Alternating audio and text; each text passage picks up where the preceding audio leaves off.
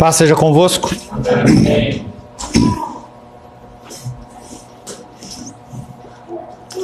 Eu vou começar a partir de hoje,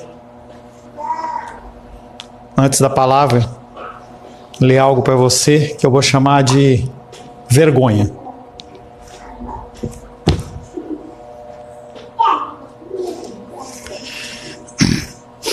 Nossos irmãos da África, país Ruanda. Sob o pretexto de impedir outro genocídio, o governo impede que cristãos se associem ou se reúnam. Igrejas são atacadas e cristãos são presos e agredidos por autoridades.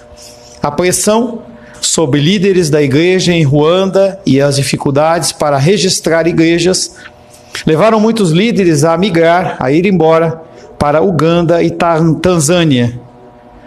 Que nós possamos orar para que o Evangelho alcance mais pessoas e transforme a nação.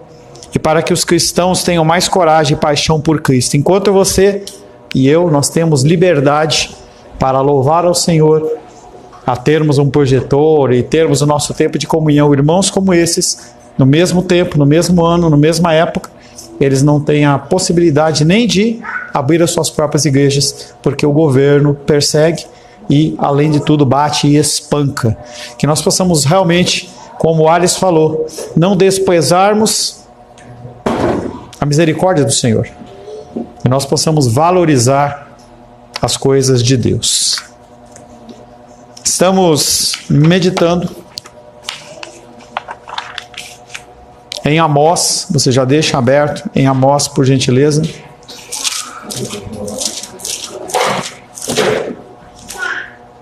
Amós capítulo 3.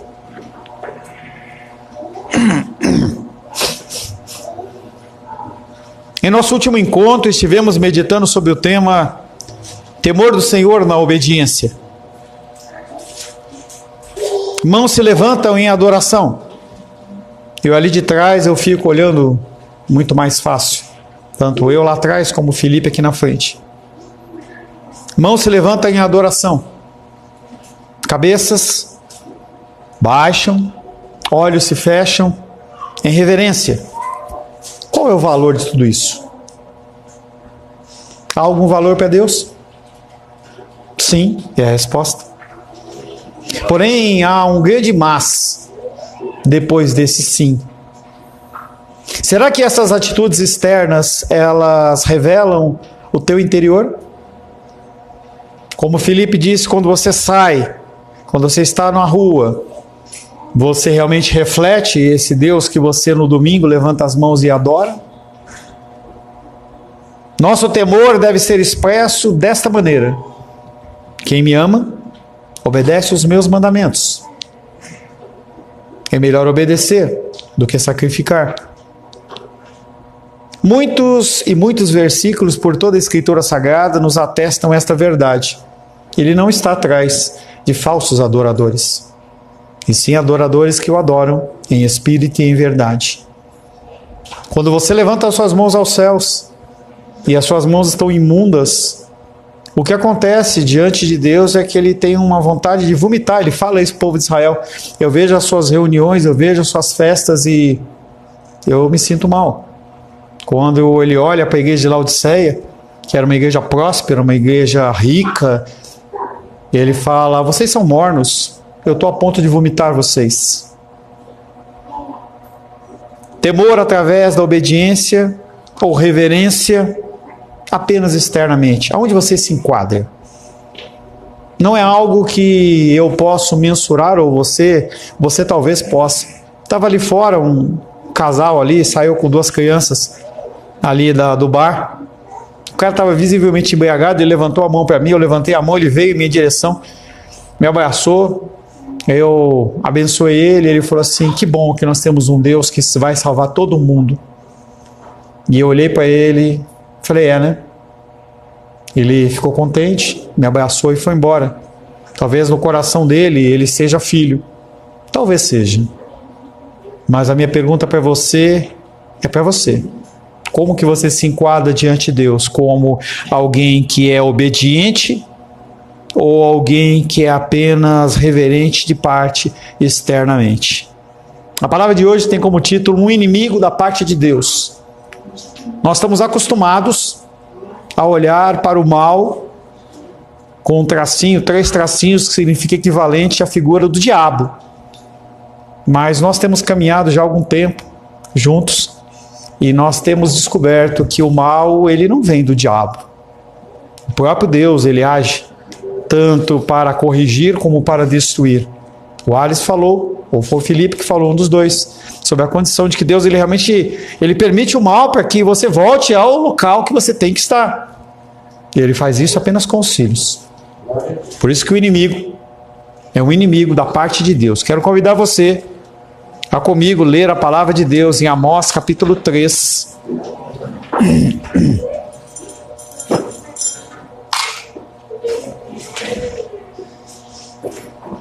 Verso 6 em diante.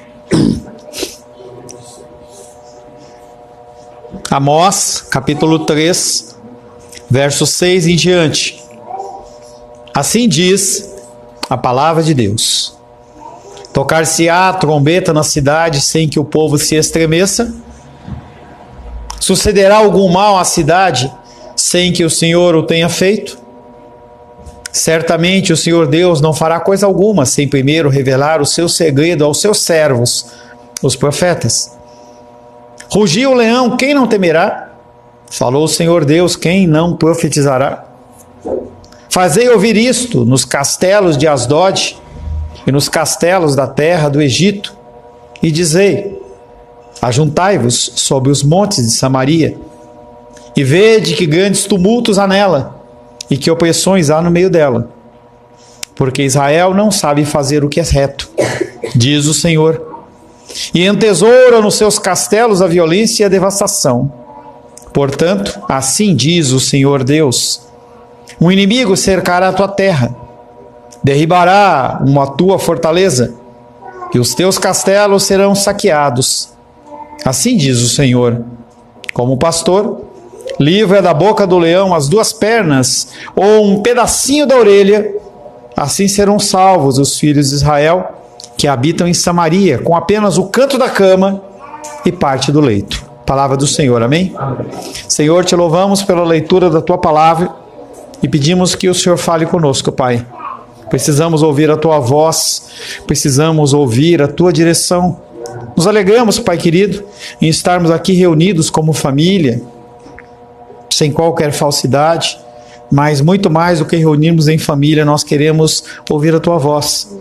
Mais do que uma ação social, nós estamos aqui, Pai querido, para receber de ti a instrução. Por isso eu peço que o teu Espírito Santo nos instrua de uma maneira individual naquilo que precisamos ouvir, que a aplicação do seu Espírito Santo seja plena e completa nas nossas vidas. Peço, Pai, que o Senhor me capacite, me habilite, para que eu possa ser um instrumento para trazer uma mensagem santa aos nossos corações. Oro em nome de Jesus. Amém. Podeis se assentar em nome de Jesus. O inimigo da parte de Deus. Conforme eu já falei para você, eu andei muito tempo nos caminhos de batalha espiritual, e a gente sempre colocava a culpa no diabo. Ele era aquele que era o apontado como aquele que acabava, dava o problema com todas as coisas. E conforme a gente vai lendo a Bíblia, a gente começa a perceber que o diabo nada mais é do que um pau mandado. Por muitas e muitas sessões de libertação, repreendia Satanás e seus demônios, e a gente via que alguns saíam, outros não saíam, alguns ficavam pior, melhor, e era uma coisa que parece que esse remédio ele não faz um efeito correto, ou ele, como nós falamos hoje pela manhã, parece que é uma vacina em que você toma aquela injeção e aí ela tem uma validade. Você está com dor de cabeça, você toma o Doril e fica por um tempo sem dor de cabeça, depois ela volta. Você está com febre, aí você toma um antitérmico, aí a febre baixa, depois ela volta. E a palavra de Deus não funciona dessa maneira. Os versículos que pretendo meditar nesta noite é do versos 9 a 12. Que vai ser alguns textos vão ser bem interessantes, porque são coisas que você talvez não observe ao olho nu quando você faz uma leitura corrida. E eu vou falar de uma maneira bem profunda, se Deus assim o permitir. Começa falando assim: fazei ouvir isso nos castelos de Asdod e nos castelos da terra do Egito. Opa! Asdod e Egito, eles eram inimigos. Eles eram daquele grupo de terras e nações que foram destruídas em Amós capítulo 1 e Amós capítulo 2. Não necessariamente essas cidades, mas eram pessoas inimigas. E ele fala assim para aquelas pessoas: ajuntai-vos sobre os montes de Samaria. E ele fala assim: eu vou convocar vocês, para vocês verem o que está acontecendo naquela terra que o povo diz que serve a mim. Porque Israel não sabe fazer o que é reto. Não é que ele não conhece, ele conhece. Ele só não sabe fazer, ou não quer fazer. Porque Israel não sabe fazer o que é reto, diz o Senhor, e entesoura nos seus castelos a violência e a devastação. Portanto, assim diz o Senhor Deus: o inimigo cercará a sua terra. E aí o Senhor, ele começa novamente com aquele discurso de destruição. Nós temos cada um propósito, e cabe apenas a você descobrir qual é o propósito que Deus tem para você. Eu posso te dar alguma indicação, eu posso chamar o Pedro para tocar um carrom, mas se é o que Deus quer para a vida dele ou não, é ele e Deus. Nós temos chamados específicos na vida de cada um. O crescimento da igreja faz parte exatamente do crescimento individual da sua vida. E aqui o povo de Israel, ele ouve a palavra e não sabe o que fazer, não sabe fazer o que é reto, não quer fazer. E o Senhor, porque os ama, ele demanda uma destruição. Há dois grupos de pessoas dentro do povo de Israel: as 10 tribos do norte e as 2 tribos do sul. O primeiro cativeiro que houve foi o cativeiro assírio. Você pode olhar na história, existe lá a marcação.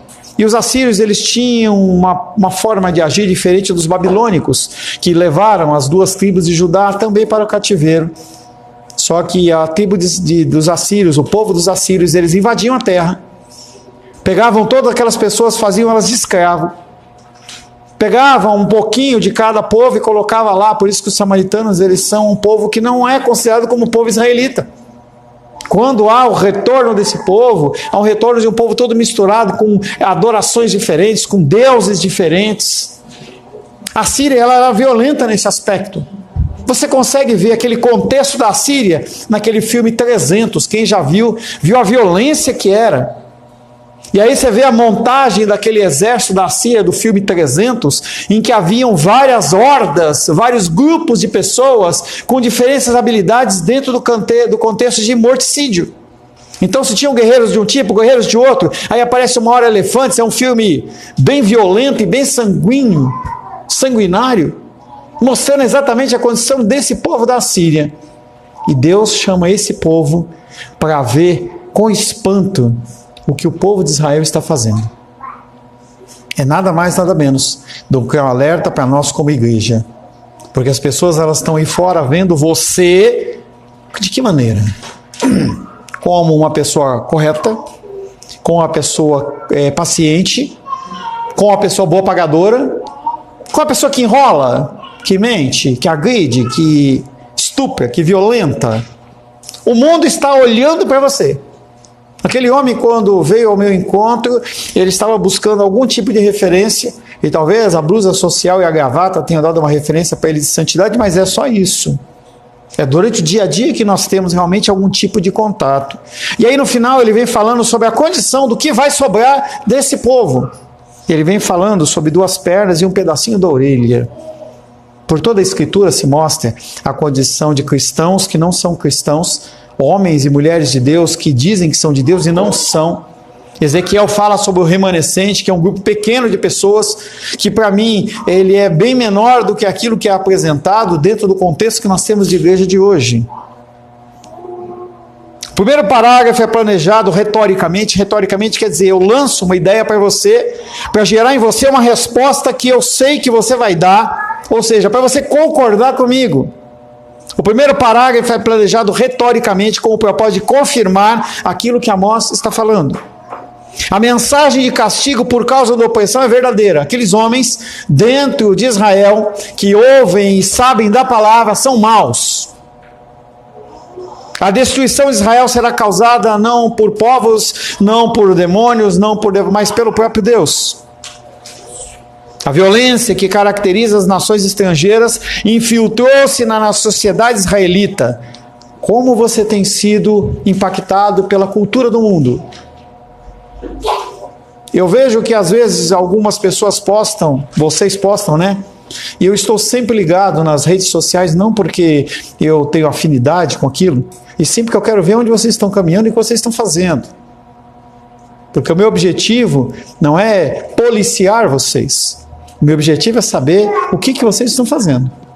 Alguns deixam de postar exatamente para eu não ver, outros acabam postando sem nem lembrar. Então ontem eu estava lá vendo, estava lá o Vitinho lá tocando um som lá e não há problema nenhum com isso. Via lá o Nicolas também. E o que é de testemunho que eles dois que eu vi lá naquele negócio deram naquele meio de testemunho?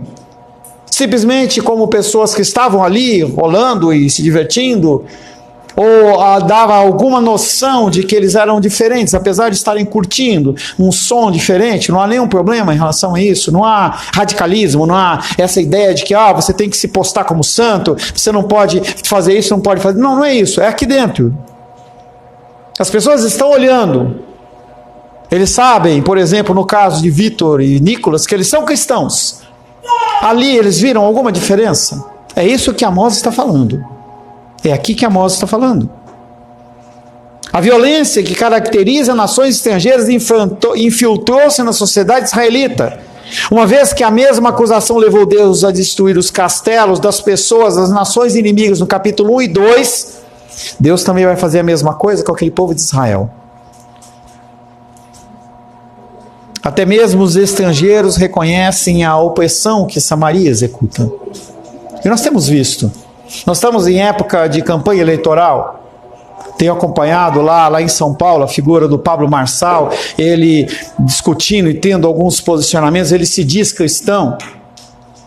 E aí a gente novamente parece que vai entrar, pelo menos na cidade de São Paulo, o mal necessário. Em que ele xinga, ele usa palavras de baixo calão, ele é grosseiro, espelho muitas vezes do nosso antigo presidente. Será que é isso que nós queremos para nossas vidas? Será que é assim que as pessoas têm que ver homens e mulheres de Deus? Será que para a gente interagir com o mundo, a gente tem que ser profano e imundo? Com sua audácia costumeira, Amós convida a classe mais alta de outras nações a comprovar a pecaminosidade de Samaria. O profeta está disposto a deixar que o público imparcial tenha o direito de examinar e avaliar o comportamento dos habitantes ricos e poderosos nos castelos de Samaria. Que vergonha! Você não ser julgado pela casa do Senhor. Você ser julgado pelas pessoas do mundo. Pelo seu jeito de agir. Pelos seus pensamentos, sobre o que você posta ou não posta. Para trazer as duas testemunhas que são exigidas pela lei israelita, Amós, ele faz essa convocação. Onde 2 ou 3 estão reunidos, ali estou. Não tem nada a ver com oração, a gente já falou bastante sobre isso. Não tem nada a ver com oração, não tem nada a ver com a reunião, que Deus vai estar ou não vai estar. Se você estiver lá no banheiro, fazer o cocô, entendeu? E levantar os olhos aos céus e orar ao Senhor, Deus está ali com você. Não tem essa paranoia, entendeu? De que tem que estar na igreja, não existe isso. Você tem que estar no monte para Deus te ouvir. É muito bom estar no monte, suba no monte, ore, tenha um tempo de jejum, um tempo de oração, busca do Senhor. Mas não entra no misticismo de que Deus só vai te ouvir se você fizer jejum, ou se você fizer 7 semanas de campanha, ou se você entregar alguma coisa, um recurso financeiro. Não existe isso. Isso aí é palavra de homem para te enganar. Todos os atos são atos benignos. Quero que você jejue, quero que você busque realmente a Deus, mas não é isso que vai te definir perante o Senhor. O que vai definir você perante o Senhor é como você age lá fora. Não no seu quarto de oração, não aqui dentro da igreja, lá fora. Pedro está aqui, eu não consegui ouvir a voz dele, não. Felipe é melhor se ele conseguiu ouvir ou não. E legal, fico feliz com isso. Espero que lá na escola ele continue dando testemunho de um menino como ele é, prestativo, que ajuda aqui, faz tudo. Mas se ele é aqui assim, e lá na escola ele é grosseiro, a mãe recebe reclamação porque ele não fica conversando, briga com os alunos, não vale nada. Que é o que Amós está falando. A vinda hipotética de estrangeiros de nações vizinhas para julgar a moralidade de Samaria é usada em função do efeito dramático que terá sobre o ouvinte. Pessoas piores que você te julgando. Será que é assim que tem que acontecer? Será que quando houver realmente a perseguição do fim dos tempos, eu e você vamos ser encontrados em falta pelo Senhor? A perspectiva de uma avaliação favorável daquelas nações que foram destruídas e perseguidas é muito difícil. O que o mundo quer é acabar com você. Ele quer calar sua voz. Ele não quer que você fale. Os regimes comunistas, os regimes mais autoritários, eles não querem essa forma de liberdade de falar contra quem quer que seja. Com consequências, sim. Mas eles não querem ouvir isso. A instrução dada a esses visitantes deve ter gerado uma reação intensa. E talvez, se alguém levantar a mão e te acusar, você pode falar assim: quem você acha que você é para poder me falar isso?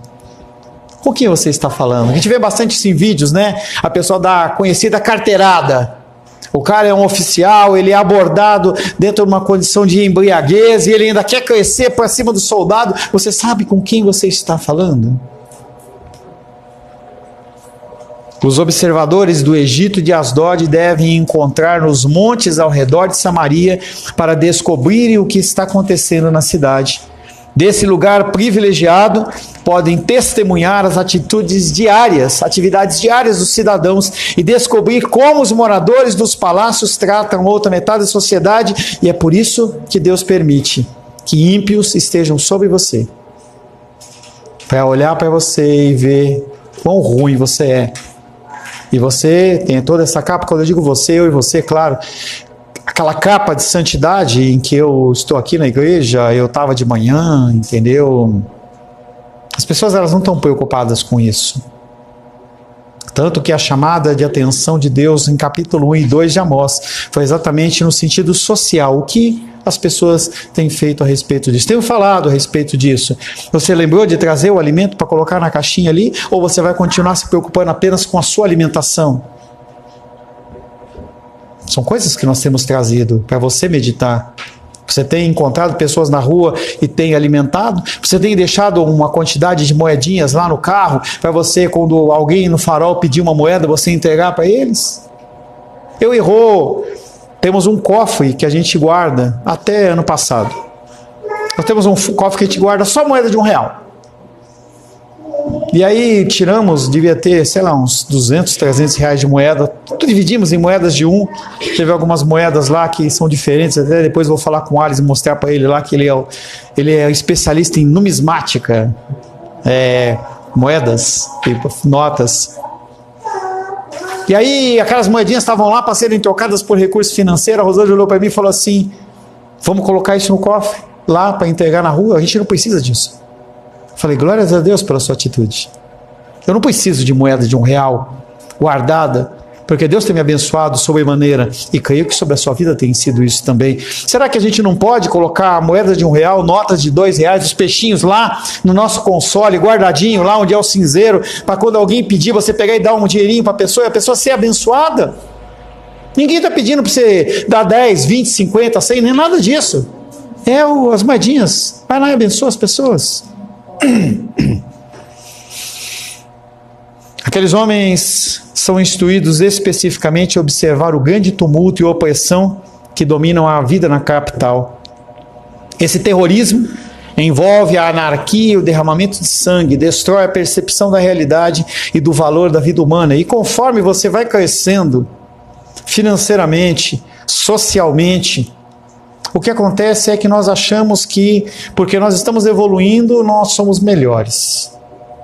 Aquela máxima de que eu sou bom, por isso que Deus me abençoa. A minha prosperidade tem a ver com a minha bondade. Deus, ele está trabalhando dentro do contexto da meritocracia. Quanto melhor eu faço as coisas, mais Deus me abençoa. E eu me questiono o tempo inteiro, todo o tempo, falo assim: Deus, o que é que o Senhor quer? Rosângela, hoje, no dia dos pais, ela falou assim, o que você quer comer? Eu falei, não, nada, você me surpreenda.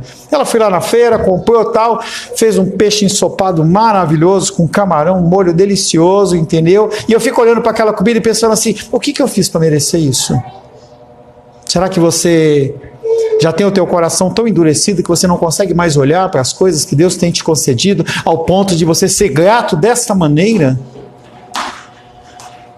Amós capítulo 2, versos 6 a 8, que nós meditamos na semana passada, descreve a opressão dos fracos por aqueles que governam por meio da força do terror. É uma depravação extrema que nasce do desejo de ter poder e mais poder.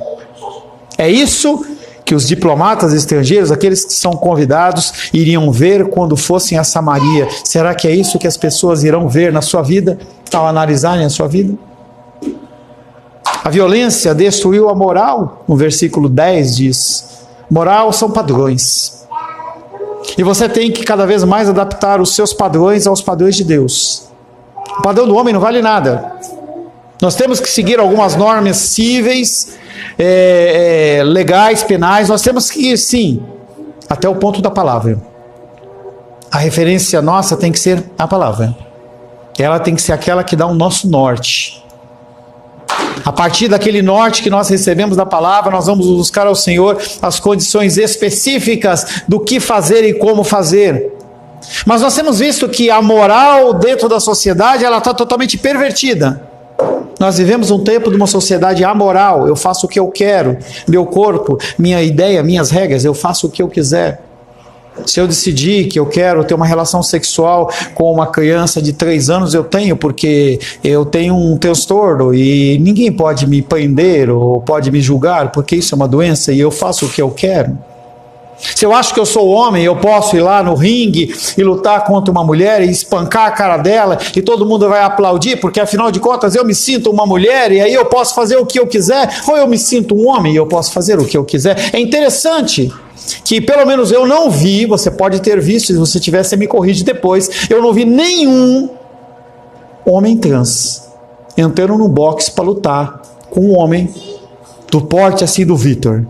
Quero ver uma mulher do porte assim, da Esther ou da Ingrid, entrando no ringue para lutar contra um homem com o porte do Vitinho. Não tem isso, mas ao contrário tem. Tem mulheres que o cara tentando corrida, ele só em posições baixas, aí ele decide que ele é mulher. E aí ele ganha o primeiro lugar. Que coisa linda, né? Essa é a moral dos dias de hoje. Uma moral que o povo de Israel tinha também, e ele prefere se adaptar às coisas do mundo. A acusação sonda ainda mais profundamente os pecados do povo, ao voltar-se para algumas das causas por trás da anarquia dentro dos castelos. Ao avaliar o coração dessas pessoas, Deus encontra um dos problemas fundamentais de Israel.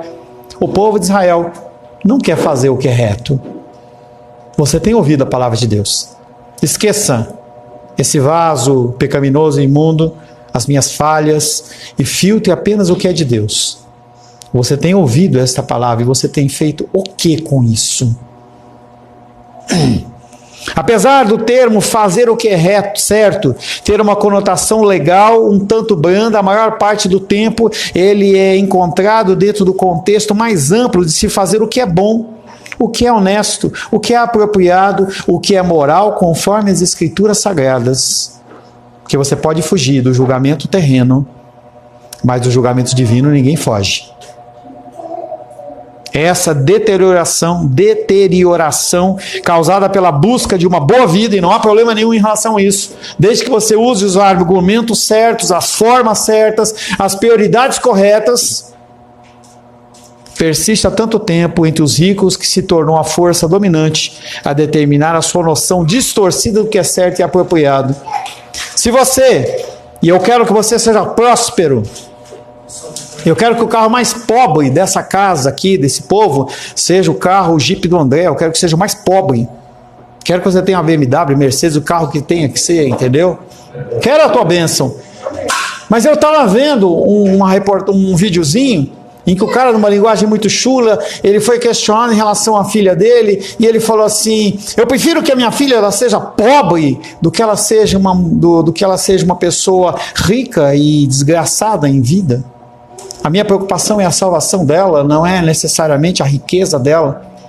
O desejo do meu coração é que a minha filha, ela possa encontrar um homem de Deus, e ela possa montar um casamento que seja abençoado, e ela possa ter um relacionamento abençoado, e ela tenha o que comer, tenha o que vestir, mas seja abençoada naquele contexto, não que ela seja rica. E eu fiquei olhando para aquilo ali, exatamente o que Deus quer para nós, e nós colocamos muitas vezes as prioridades financeiras, profissionais, em primeira instância. Digo para você o seguinte: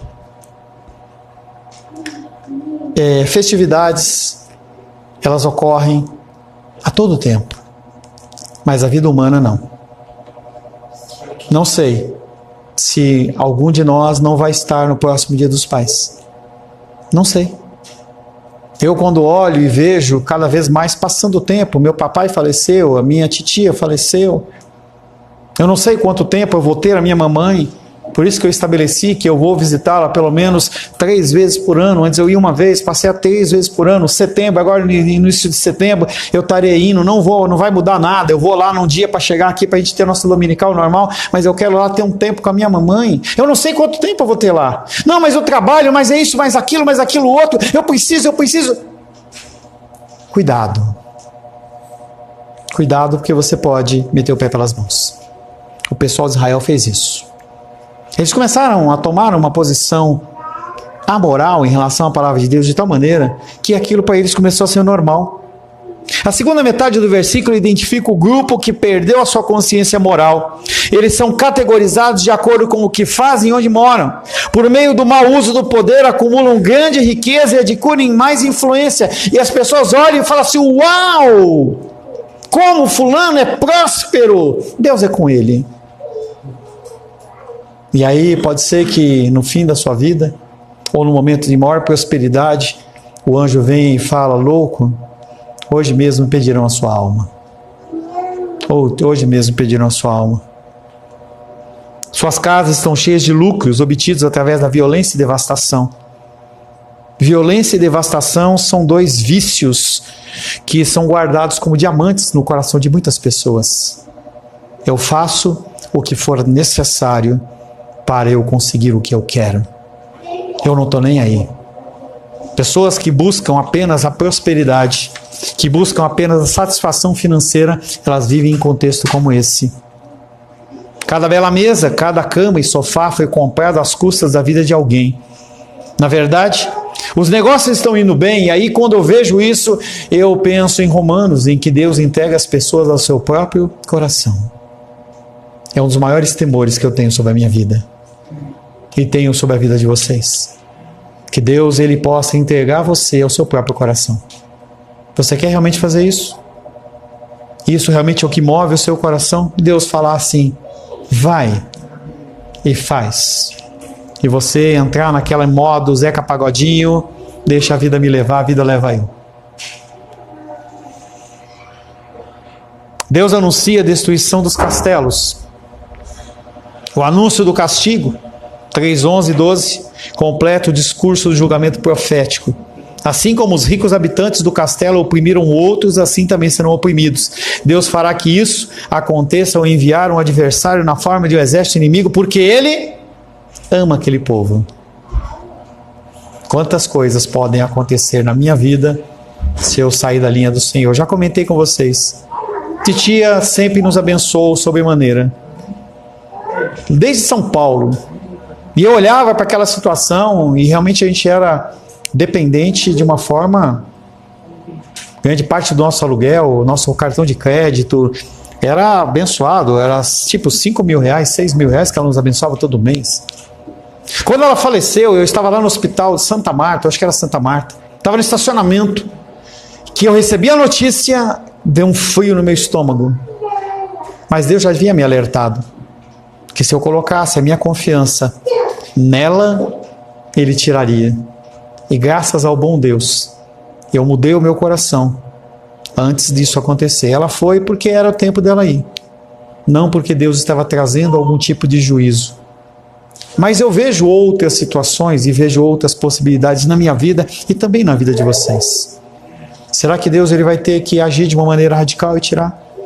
Será que você pode parar em algum momento na sua vida e olhar e você vê ídolos que existem na sua vida, que se precisar Deus quebrar, Ele quebra? Essa semana que passou, o finalzinho da outra, essa semana que passou, estava com o André, ele olhou para mim e falou assim: Pastor Paulo, eu acho que Deus ele quebrou um ídolo do meu coração. E eu respondi para ele: eu vou ver depois. Porque se o ídolo ele não foi realmente esmigalhado, ele ressurge. É como se a gente tivesse pacientemente a condição de pegar cada pecinha e passar uma colinha, entendeu? Vai indo, ele está todo remendadinho ali, a gente dá uma mão de tinta e aquele ídolo fica novo em folha. Então, sinceramente, eu não sei se o ídolo dele quebrou. Espero que sim. Vi todo o sofrimento, vi todo o gemer. Mas se Deus perceber que aquele ídolo não foi quebrado, vai trazer uma onda pior e maior. E não adianta falar está amarrado, porque a ação não é do diabo, é a ação de Deus. Eu não quero isso para a vida de vocês. Eu não quero isso para a minha vida, mas é assim que é o modo de agir do Senhor. A derrota de Samaria é descrita em 3 estágios. Primeiro, o adversário irá tomar a terra. Então destruirá os lugares fortificados e, por fim, saqueará os castelos dentro dessas cidades. Como está você, junto com seus ídolos, diante de uma condição como essa? Será que os inimigos eles já invadiram a terra? Ou você ainda está observando-os de longe? Não deixe eles chegarem perto. O exército invasor destruirá a nação como um todo. E não será apenas uma substituição de reinado.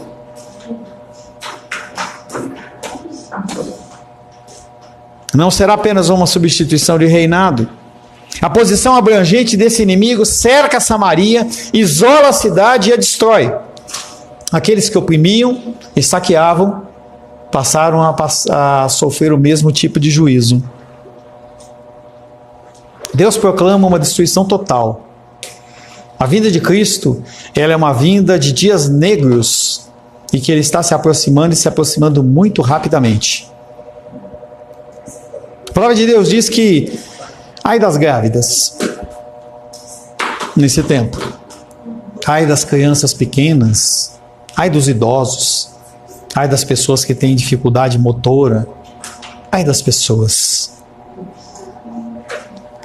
Em Amós capítulo 3, verso 12, ele começa a mostrar uma ilustração da destruição e o saque nos castelos de Samaria. Suas habitações suntuosas serão completamente eliminadas. O profeta mostra esse fato ao dar um exemplo tirado da experiência cotidiana. Ele vem mostrando a condição de pastores que cuidavam de ovelhas em que havia o ataque de animais selvagens. Quando o animal selvagem ele ia para cima da ovelha, ele tinha 2 opções. Ou ele enfrentava o leão, ou ele fugia. E a condição mais fácil que tinha era ele deixar o leão estraçalhar a ovelha, porque iria sobrar apenas 2 perninhas e um pedacinho da orelha. Essa condição é mostrando o total grau de destruição que Deus chega ao ponto de... Novamente a gente cai na condição dos remanescentes.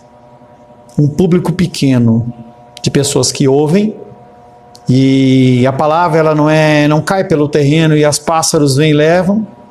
A palavra não cai entre espinhos e não é sufocada. A palavra não cai entre pedras em que a raiz cresce rápido, mas ela seca porque não tem profundidade. Muitas sementes foram semeadas. Apenas um grupo de sementes. Ela realmente floresceu. Espero que você esteja entre esse grupo. E no final ele vem trazendo o grau de destruição. Vimos o grau de destruição que houve lá no Rio Grande do Sul. Pessoas da noite para o dia perderam tudo. E essa referência que ele faz da pedaço da cama, um canto do beiral, é exatamente essa condição do que pode vir sobre a minha vida e sobre a sua vida se nós não mudarmos o nosso jeito de ser. A palavra de Amós ela é extremamente atual, porque ela fala do meu coração e do seu coração. E ele alerta. Primeiro, ele vai levantar um exército inimigo. que pode ser uma luta de qualquer tipo sobre a minha vida e sobre a sua vida. Depois disso, Ele vai permitir que o inimigo ele chegue e tome posse. Ele vai fazer com que tudo aquilo que você confia seja destruído, para então Ele destruir você. Apóstolo Paulo, ele usa uma terminologia que reflete esse quadro final, literalmente, do povo de Amós. Do povo de Israel dentro do texto de Amós. Eu vou entregar o latoeiro para Satanás, que quem sabe a alma dele se salve. A palavra de Deus hoje ela é dura, é uma palavra de alerta, para que você comece a meditar um pouco mais sobre como tem sido o teu agir fora da igreja. Você tem tido tempo de devocional? Essa semana foi uma semana atípica em casa. E aí nós lemos a palavra de Deus à noite apenas 2 vezes. Nós lemos pelo menos 3 a 4. E eu falei para a Rosângela, isso não pode perdurar. A gente tem que voltar a ler. Você tem lido na sua casa? Mulher, esposa, marido, individualmente, filhos. Vocês têm lido como família? Tem tido tempo de oração? Quarta-feira a nossa oração, você tem tido tempo? Ou isso tem ocupado tanto essa correria, ela tem ocupado tanto a sua vida, que você não tem tempo nem para orar ao Senhor. A não ser que, quando Deus ele deflagra, ou ele permite que a luta venha sobre a sua vida, e aí você, forçosamente, você vai à presença dele apenas para buscar a misericórdia. O inimigo não é o diabo. O inimigo é da parte do Senhor. Amém, queridos? Senhor, te louvamos, te adoramos e bendizemos. Agradecemos pela tua graça e pelo teu amor. Agradecemos porque o Senhor não desiste de nós. Porque o Senhor, Pai querido, nos guarda e nos protege. Que nós possamos, Pai querido, não ser encontrados como o povo de Israel no tempo de Amós. Que não seja necessário, Pai, que o Senhor levante, Pai, o inimigo para observar as nossas mentiras, as nossas grosserias, as nossas mazelas e falcatruas, mas que o Teu Espírito Santo seja suficiente para nos convencer do pecado, da justiça e do juízo. Oro em nome de Jesus. Amém. Graças ao nosso bom, querido e amado Deus.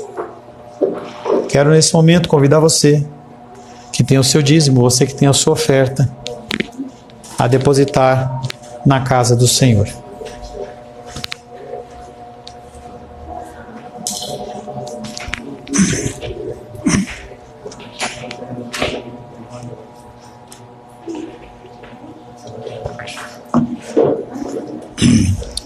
Senhor Deus,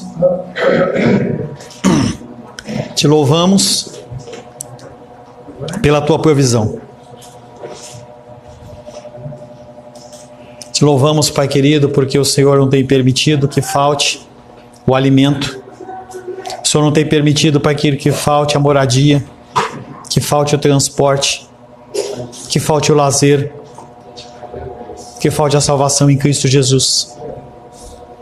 Temos sido guardados, Pai, por trás e por diante. Temos sido protegidos na esquerda e na direita. E nós somos gratos ao Senhor por isso, Pai. Que nós possamos, Pai querido, olharmos para aqueles que sofrem e padecem. Que nós possamos, Pai querido, ser encontrados como filhos e filhas amadas em quem o Senhor tem prazer. Nos abençoa, Pai, te pedimos em nome de Jesus. Amém. Graças ao nosso bom, querido e amado Deus.